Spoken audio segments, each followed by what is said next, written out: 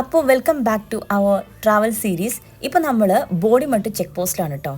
ആ റൈറ്റ് സൈഡിൽ കാണുന്ന ബിൽഡിങ് രാജാക്കന്മാരുടെ കാലത്ത് ഒരു പണി കഴിപ്പിച്ച ഒരു നികുതി പിരിവ് കേന്ദ്രമാണ് കേട്ടോ. ഇപ്പോഴും യാതൊരു കേടുപാടും കൂടാതെ ആയിട്ട് അവർ ആ ബിൽഡിംഗ് ഇങ്ങനെ നിലനിർത്തി പോരുന്നത്. ഇപ്പോൾ ആ ബിൽഡിംഗ് പ്രവർത്തിക്കുന്നുണ്ടോ എന്ന് എനിക്ക് അത്ര ഐഡിയ ഒന്നും ഇല്ല കേട്ടോ.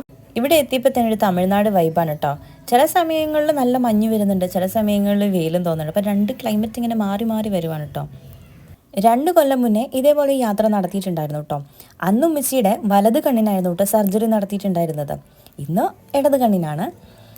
അന്നത്തെ പോലെ തന്നെയാട്ടോ ഇപ്പോഴും. ഇവിടുത്തെ ഒരു മാറ്റവും എനിക്ക് തോന്നണില്ല. അന്ന് ഞാൻ ഇതേപോലെ തന്നെ കുറേ വീഡിയോസും കാര്യങ്ങളൊക്കെ എടുത്ത് വെച്ചിട്ടുണ്ടായിരുന്നു. അതുപോലെ തന്നെയാട്ടോ ഇപ്പോഴും ഒരു മാറ്റവും തോന്നണില്ല.